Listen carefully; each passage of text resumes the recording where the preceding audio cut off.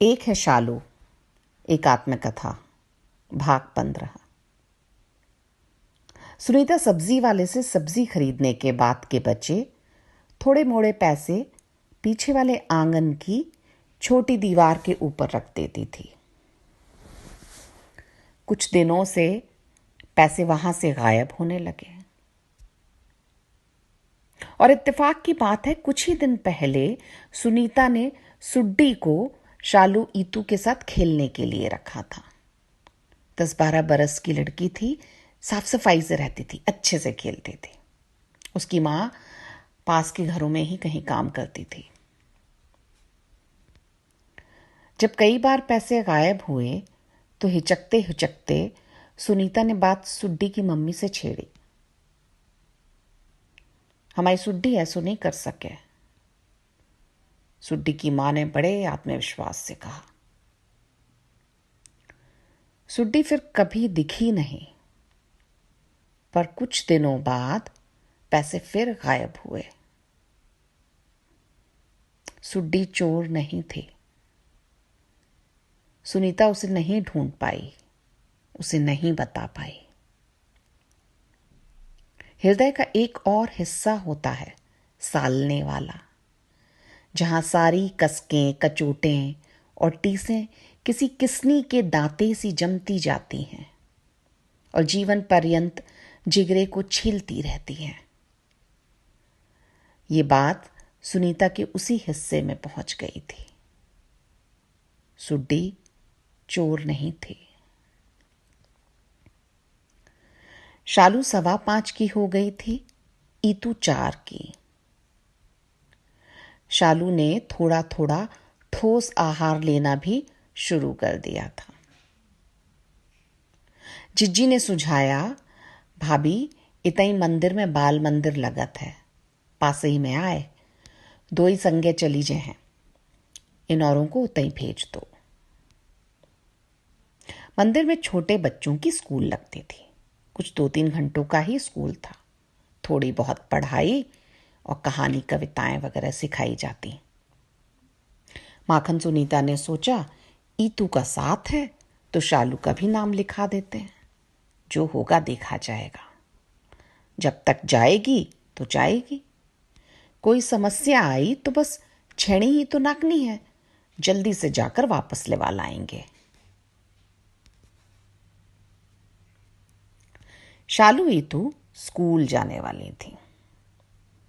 1 जुलाई से स्कूल खुलना थे। दोनों के 2 बस्ते बंधे। मन में यही धुकधुकी कि शालू इस बदलाव को किस तरह लेगी। सुनीता अपने आप को किसी भी तरह की प्रतिक्रिया के लिए मानसिक रूप से तैयार रखी थी। 1 जुलाई आई। शालू एकदम शांति से तैयार हुई और ईतू भिनर भिनर करके। और फिर ईतू ने जो दहाड़े मार मार के बड़े बड़े टेसुए टपकाए कि बस पूरा घर सर पर उठा लिया। शालू जी ने चुपचाप उठाया अपना बस्ता, ईतू का हाथ पकड़कर बोली, ईतू रो मत, हम हैं ना। तब ईतू की हिम्मत बंधी और एक दूसरे का हाथ पकड़ दोनों ने देहरी नाकी, आंगन नाका और हर एक बढ़ते कदम के साथ उनकी धमनियां और शिराएं भी एक होती गईं।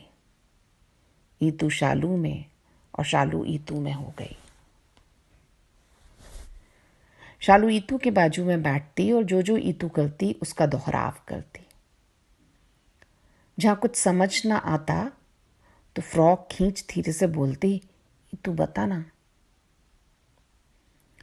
शालू में झेप थी, झिझक थी, किसी से कुछ नहीं बोलती थी, लेकिन ईतू में उसका बल था, उसका साहस था, उसका विश्वास था। जो भी बोलना होता ईतू से बोलती। स्कूल के प्रांगण में बहन जी पूरी समाज के सामने कार्यक्रम भी करवाती थीं, बच्चों के नृत्य नाटक आदि। आलू मटर का हुआ मुकदमा, बैंगन ने दे दी गवाही। समूह नृत्य में दोनों ने बड़े मजे से पैर ठोके, हाथ मटकाए, कमर मटकाई। समस्या तो तब आती जब शालू को इतू की तरह दौड़ में भी भाग लेना होता। शालू इतू अब खेलने बाहर भी निकल जाती। उनकी बुआ जी का बड़ा सा घर था। बुआ जी के बड़े से घर की ऊपरी मंजिल में बुआ जी का एक बड़ा सा कमरा था। उस बड़े से कमरे में एक बड़ा सा दरवाजा था। उस बड़े दरवाजे का ऊपरी हिस्सा चंदा मामा जैसा था, पर सफेद नहीं, रंग बिरंगा। उसके लाल, हरे, नीले कांचों से छन के आती हुई रंगीन रोशनियां पूरे कमरे को परी रानी के कमरे में बदल देती थी। बुआ जी का घर एक विशेष आकर्षण था। इसलिए नहीं कि छेड़ी का वो सबसे बड़ा घर था, और ना ही इसलिए कि ऊपर वाली मंजिल पर परी रानी का कमरा था, पर इसलिए कि निचली मंजिल में दहलान के बाद तिजोरी वाली, चक्की वाली और उखरी वाली कोठी के बाद गायों की सार के बाजू में था एक कुआं, और उस कुएं के भीतर था बच्चों का सबसे प्यारा दोस्त कछुआ। जाने कहां से आया था। रोज अटकलें लगाई जाती। कुएं के नीचे एक नदी होगी, वहीं से आया होगा। अरे नहीं, समुद्र होगा, समुद्र में बहुत से कछुए होते हैं। उसकी पीठ की एक झलक पाने बच्चे कुएं की दीवार के चारों तरफ खड़े घंटों इंतजार करते रहते हैं। एक दिन टिंकू का चश्मा कुएं में टपक गया। क्या कछुआ टिंकू का चश्मा वापस करेगा? अगर कछुआ चश्मा नहीं लौटाएगा तो टिंकू कछुआ कैसे देख पाएगा? इस विभीषिका की कल्पना कर टिंकू रो पड़ा। आपातकाल की इन परिस्थितियों में एक वयस्क को सहायता के लिए बुलाया गया। क्या बाल्टी लटकाई जाएगी? क्या बाल्टी में चश्मा आएगा? क्या बाल्टी में कछुआ भी आ जाएगा? अगर बाल्टी में कछुआ भी आ गया तो? अगर प्यासे कौवे का चश्मा कुएं में गिरता तो वह कैसे निकालता? बड़ी तिकड़में लगाई गईं। टिंकू का चश्मा अंततः बाहर आ गया, बिना कछुए के। शालू इतू के गुड्डा गुड़िया थे, चूल्हा चौकी थी, खूब खेल जमते।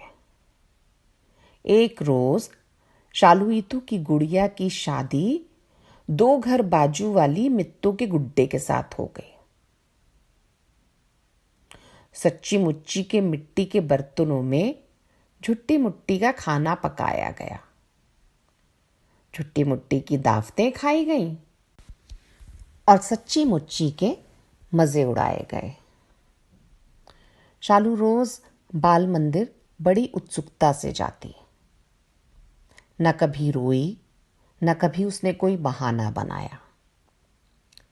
नया माहौल, नए लोग, इतने सारे बच्चे, उनमें से बहुत सारे घूर घूर कर देखते।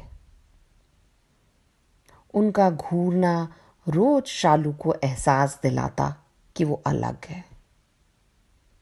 लेकिन ईतू साथ होती तो शालू को किसी के घूरने से कोई फर्क नहीं पड़ता। शालू ईतू की बहन है, यही उसका सामान्य होने का सबसे बड़ा प्रमाण था। और अगर ईतू कर सकती है तो वो क्यों नहीं, यह उसका मानसिक समीकरण।